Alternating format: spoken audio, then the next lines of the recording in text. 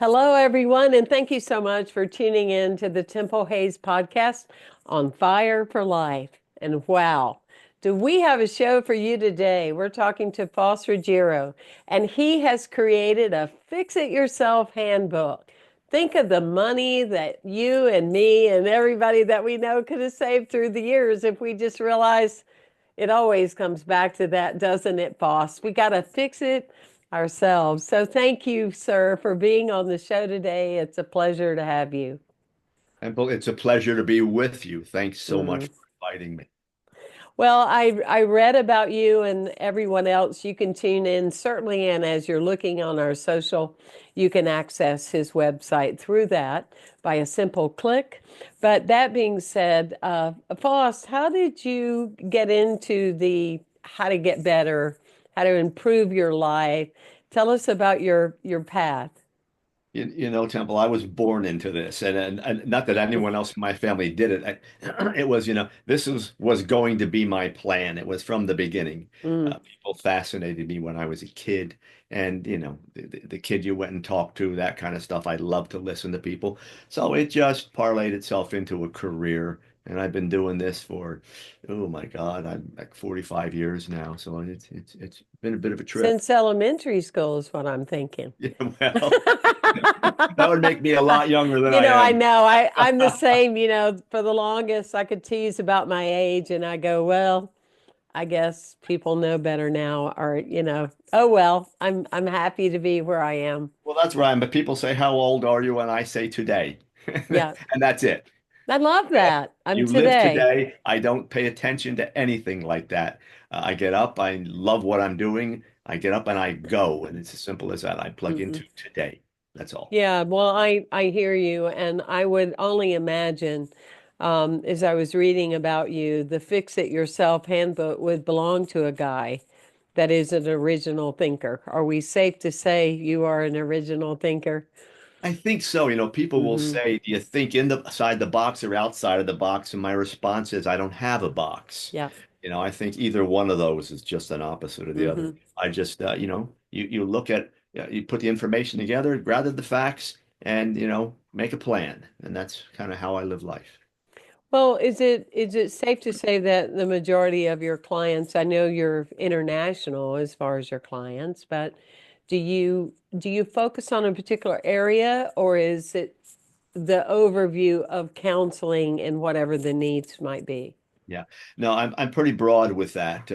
I educationally set it up so that I didn't put myself into one particular line of education. And since coming out of school, my first 10 years, I went in different locations, different work environments just to get the information, just to get the experience that I wanted. So at this point, doesn't matter male, female, doesn't matter age, none of that matters. Yeah, I pretty much have seen most of it. Hmm. Because underneath within all of us as human beings is the acceptance that we're human, right? And also, would you say that it's safe to say that we just really want to be validated and feel safe? Well, that's for sure. We want to feel good about ourselves. And I think too often we look outside of ourselves to find all that, Hmm. and we want to be validated from other people. And I always tell people my whole program, all the books I've written are all about internal power and coming to understand what we have inside us because we don't need all that external stuff. We need to be kind of masters of our own destiny. And that's what I'm really teaching here. Hmm. And so it's so important, and not that I can say, oh, me too, me too, me too, but absolutely that's what I focus on. It being in recovery of 37 years and being into spirituality, which used to meant I go to work inside myself, and now it's another word like organic or authentic. We sometimes overlabel things to the point that they have meaning, but I'm not convinced they have depth. And I love what you're saying as far as the internal, because that is the measure, one would say, I mean, you're the expert here, but my sense is that to measure that would be that that's why the outside doesn't have power over us because we're comfortable with who we are and we know who we are. It's a great point. I always tell people that you can get all that validation from the outside, but the shelf life is short. Hmm. Will not last long. You have to constantly go get it. And that means you have to be able to follow the herd, if you will. You have to keep on doing what they're doing so that you feel like you're in step. And my way is feel good about yourself, regardless of what comes up in your life. You're able to handle it. Not only that, you start working on things. You say you're in recovery, and humility and gratitude and higher power. Those things are all there. They're all concepts that we can use. I use them every day. I've been counseling addicts and alcoholics for 40 years. And so that 12-step program that I learned so I could counsel them is a program for life. But people don't want that. They want the quick fix. Make Hmm. me feel good right away, and you have to keep on doing it over and over again and hope that you're in step and people will accept what you're doing. It's all about what's inside you, and it's a slow kind of a grind. It just, you take care of business every day, and eventually you start to realize this is working, Hmm. and I like who I am, and I like my world. That's what it's Hmm. all I love the word slow, and you and I would both add permanency. about. You Exactly. know, you can do it all in a weekend. You may have an aha in a weekend, but the lasting and permanency of anybody, including me, that I've known, it's a dedication for your life. It's part of why we're here, right? Is to keep chipping away and discovering, oh, there's even Exactly. more about you than I even knew. You have substance. Wow. You're actually an interesting human being when you're being you. You know, I remember at 30 going to a group therapy class, and the first writing on journaling that we had to explore with unlined paper, so we wouldn't even try to fit in the structure of that was, who am I? And I had the shortest answer of anyone. I have no idea. Because I was whomever I was with.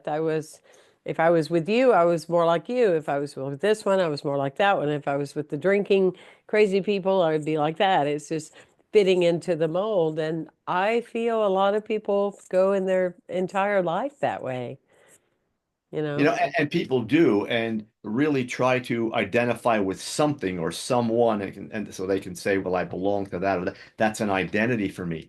That aha moment you talked about. I see a lot of people say that I got the aha moment. Now I feel better about myself, and I always tell people.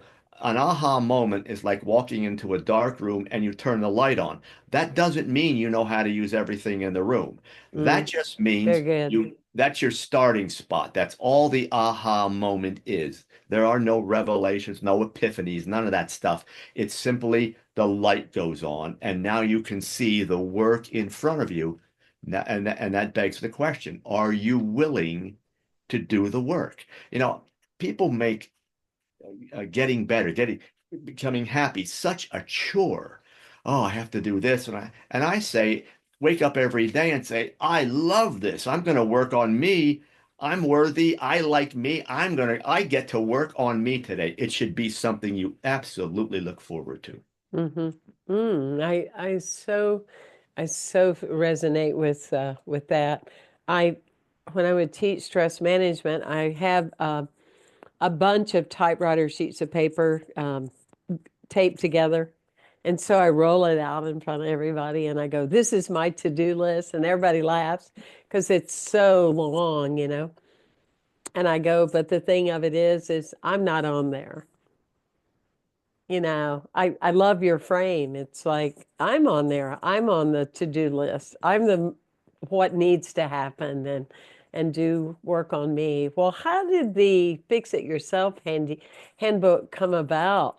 Was it like did you have like a revelation or No, guidance or no.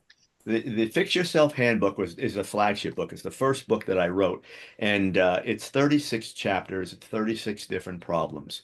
And I wanted to write a book anyone could read. It was very purposeful in its presentation. It's short chapters. When I should back up, when I went and did the literature review, I saw all these self-help books. Marvelous information. They put all this information, and nobody said, now that you have this, do this. And I said, you know, in counseling, we don't just throw advice at people. We give, I'm sorry, information. We give them the information. Then we say, now let's start doing this. Let's start making your changes. So Hmm. when I write my books, it was the design of the book that's, where I said, okay, information, steps to change at the end. So it wasn't something, there was no epiphany, there was nothing like that. It was something that I put together in my counseling experience with people. It was something I call the process way of life. It's processes to help people get Hmm. there. It's honesty, it's gratitude, it's humility, it's fact finding and learning how to deal with your emotions. I give people all these processes. Those are the tools that we use to change our lives. I show them how to use each and every process. And that's what I do in counseling. So really, my book is a written representation of what I do when I Hmm. help people, personally. And now more people can have it. When was the first book published? That was in 2019, right at the end. It's actually 5 years ago this Okay. month. It came The out, perfect time with around COVID and a lot right? of time for people to read and focus and those types of things. I mean, I saw on your website, everybody, it's faustruggiero.com. I saw on your website like all the awards and different things that have happened, with you and your writing and the book, and it's just really marvelous. It truly is. It resonates with me and how my teacher told me in my 30s, and I've never forgotten it because this is obviously how you live. If we're telling them, they go, "Oh, yes, thank you. Thank you for the information." When they're telling us, they have it. It belongs to them. And I've Right. never forgotten that, just to be talking, talking, talking, and all this at people. Yeah, it's interesting. Oh, I heard that in a different way. But yet they're telling us and they're doing the processes. So they're discovering, the greatness of who they are. Um, when you think of two or three moments that, and we're not scripted, everyone, this is not planned.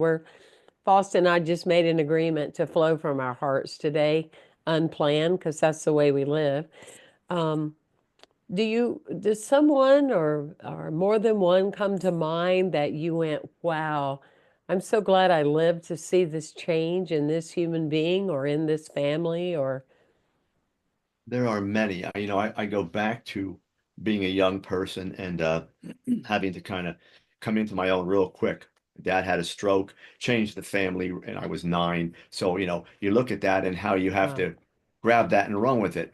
But what I found is as I worked on me, and over the years, because I use all these tools I'm giving everyone, and I'm not just, Hmm. it's not a program for you guys because you're broken. It is a program that I use myself. Now, what happens is routinely I get those moments. Routinely, I see people doing things differently because I'm open to it.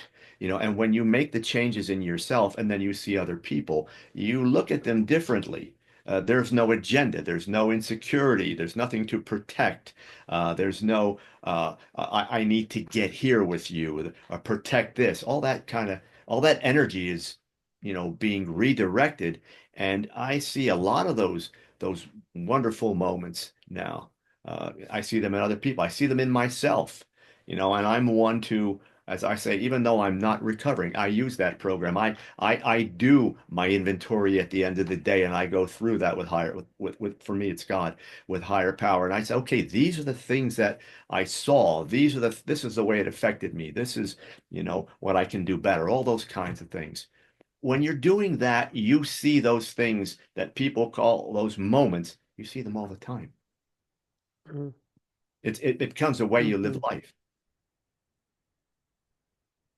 Did you ever along the way go, wow, I feel like I need a break from this? Or, well, this is my story because I've felt like my calling was always so much bigger than me, and I'd want to step out and go do something else and have the weekends off, and just I'm not saying I would necessarily be that different of a person, but just like, oh, just be and go bowling or ride horses or whatever. Anyway, and then I'd get a letter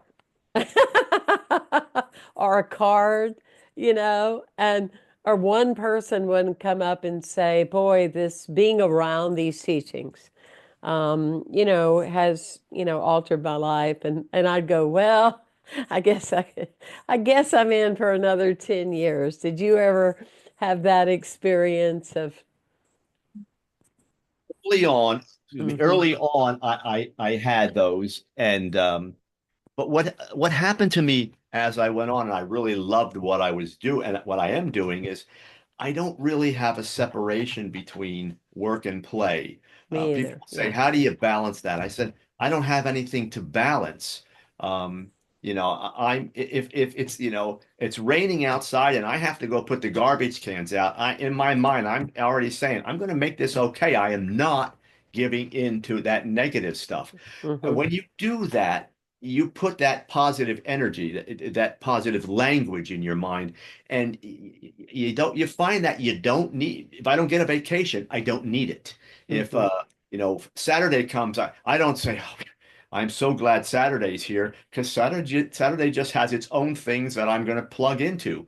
mm-hmm, So I don't get to Sunday night and say, "Oh, Monday, here we go, Monday's coming." I don't even think about it that way. I don't get to the point where I'm turning 70 this year, and I'm saying to myself, keep going.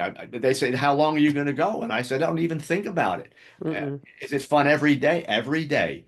Even with the tough cases, absolutely. I'm an 18-hour a day guy. That's just, I'm 16. I'm sorry. I get my 7 or 8 hours sleep, and mm-hmm, then I go when I get up. I mm-hmm, don't have accelerants in me. You plug in, you get that positive energy, and nothing else seems to matter. So mm-hmm.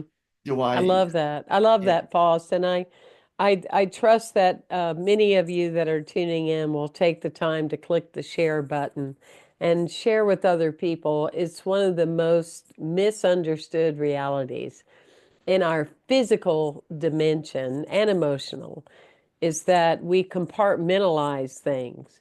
And what I love about what you're saying is what I've been believing in and teaching for years is there's no such thing as energy rations. On Monday you go wait in the line and they say, "Faust, here's your energy. Temple, here's yours. Use it wisely." And that's the way so many people live. Like, oh, I'm going to be tired by Friday and it's Monday morning. Or on Wednesday, when I have the grandkids, somebody will say, "Oh, it just wears me down." They compartmentalize and measure, the energy of that. And it's very depleting.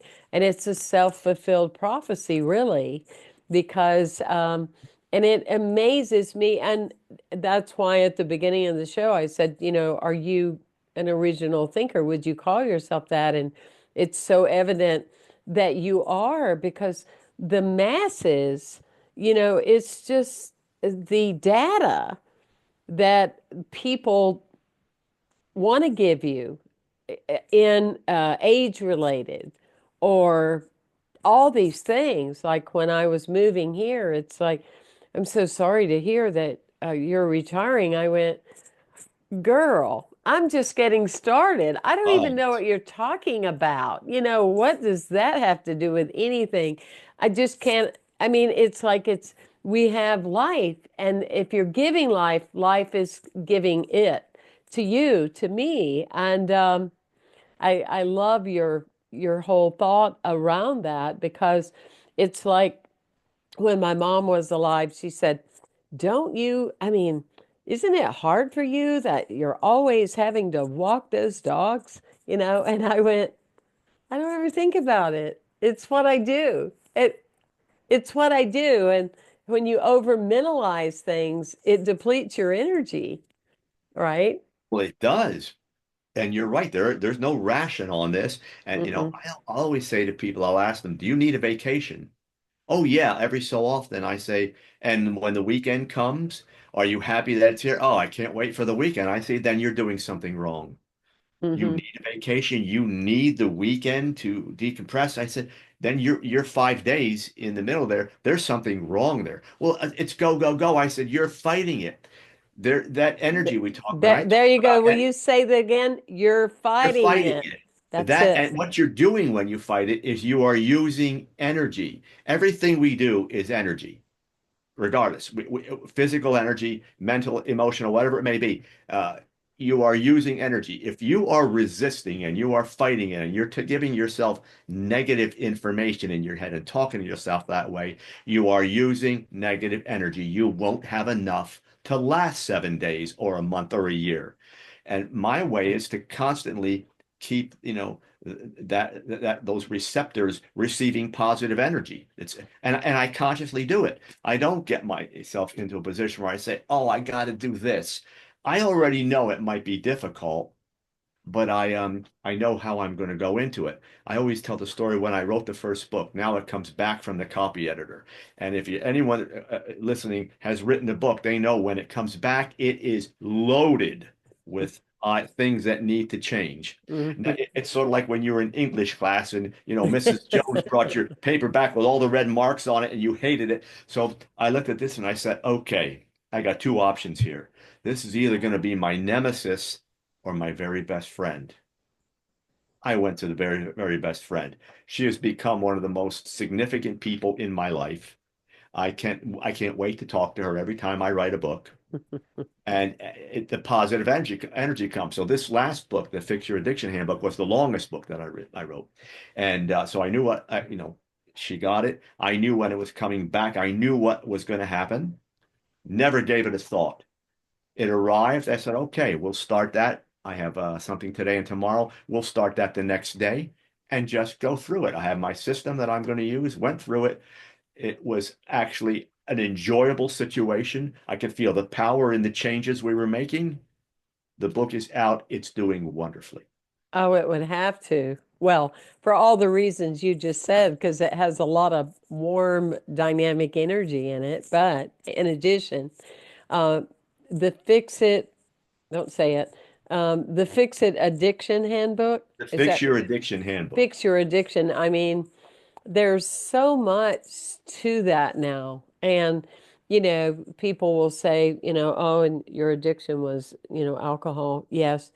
And I'm fortunate that I knew mine because there's so many subtle addictions to Oh, a there are. messiah, to a fix, to a drug, to a pill, to a person, Hmm. to a lot of things, to I'm not enough, to it just, the show goes on and on and on, and a lot of times people will poo-poo that. In my experience of working with humans, they will poo-poo the addiction thing of, well, I don't drink too much, and I don't smoke pot, and so I'm good to go. Well, it's not like we're seeking to make everybody broken, but my experience is that often there's something there. I bet you find this too when couples come to me for counseling and they'll go, well, my wife, she's an addict. Really? Well, define that. Oh, well, she's been drinking for 10 years. And I go, and so you're addicted to broken people then? What? I dare you. What? It's like, It's not my problem, it's it's like, hers. excuse me, what an easy ride in life that it's always somebody else's fault. Is that your addiction? Because that's what it sounds like to me in there. And I'm like you. I don't. I don't play around. I have a reputation that if you don't really want to do any work, don't go to her because, because it's like it's we have to do the work. The people, the individual has to do the work. It's like I said the other day, if the laws of life are always working, and if they're not working, it means you need to work on you, right? Exactly. And get the Fix It Yourself handbook, along with the other millions of people that have already done so, it seems. You know, the interesting thing about that positive energy is when you do that, when you plug into that, Temple, you understand your creativity, you understand the creative process. And that Hmm. process, creativity isn't just about can I sing well or can I do these artistic things or sports or whatever. Creativity applies to everything you do in your life. It becomes who you are. That positive energy, that's where you find all of it. And Hmm. so when I'm counseling people, I stress that, but also what you just said is, do you have a commitment to go deep inside? Are you willing to say, I'm doing this wrong? Maybe I'm not so honest because, there are so many different levels of honesty. Am I being arrogant? Uh, am I getting overly emotional? Am I people pleasing? All the things that, can be, am I doing all these things? Am I willing to go get them and then work on these the rest of my life? I conclude every one of my books with a chapter called Good Housekeeping. And Mm. that's where I say, keep in mind, it's just like in recovery. If you remember going back, I'm sure you do, when you just got sober, they will tell you, you're gonna slip. Oh no, I'm not. I got this. No, you're gonna slip. You'll see you're gonna regress a little bit. And I tell people there will be return visits. That's how you got here. And it may be disguised and it may be subtle, but they're coming back and you have to be able to get them every time they do. Hmm. Life Hmm. is dynamic, it goes on, and then it becomes something where you say, I can do this.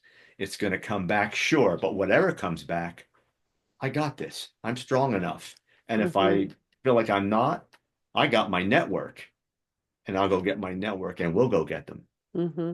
It's not rocket science, it's just work that you do every day. Hmm. But you have to think enough of yourself to enjoy the process of making yourself better. That's all. I love that. I would say that probably as John Bradshaw would say, the hole in one's soul for me would have been I am wrong, because I was so different spiritually and sexually. So I am wrong, even though I believe, the universe didn't make a mistake. I'm bombarded with being told I am one. And I think that was the biggest thing for me, and the no longer drinking part was still living in the psychology when the phone would ring or something would happen. I've done something wrong. What have I done wrong? Living from that premise. And that is a huge addiction, I feel, for people to rid yourself of that because if you take it on, you create it constantly. Well, you do, and in Hmm. the first book, I do a chapter I call Living Life on Autopilot. And that's what people Hmm. do. They disengage their brain and then they just do the same things over and over every day. And it's about taking your brain off autopilot and thinking and applying conscious thought to everything you do. And when you do that, then you start asking the questions, am I doing this right? And don't be afraid to say, no, I'm not doing that right. To say I'm not doing these things right is not a step backward, it's a step forward. Because before you were doing them wrong, you didn't know it, and you kept on doing them wrong. Hmm. Understanding that, okay, I'm not as honest as I should be. I kept telling people I was, but I'm not. I am emotional. They say I'm arguing with them as soon as I hear something. Maybe I am. That's a step forward, not back, because now you have everything you need to move forward. Hmm. It's just a wonderful place to be. Your ego goes out the window. And it's interesting when you realize that your ego's not in your life anymore, the peace that comes with that, you can't describe it. You realize that's okay. I don't care if I'm wrong. I don't care if I didn't do that right. I don't care if you had a better idea. I don't care. I just want to get to the right information and do it the right way. That's all. I love how you live. You're contagious. It's by design. By design, absolutely. And you love it so much. It's so obvious. So with your counseling work, obviously we'll put your website there with your podcast, but do you can people go to your calendar on the website, or I saw you had a contact section. They just write your assistants and you Yes, they do. schedule them. How does Yeah, this that's what tell they'll us do. all about it? How does this work?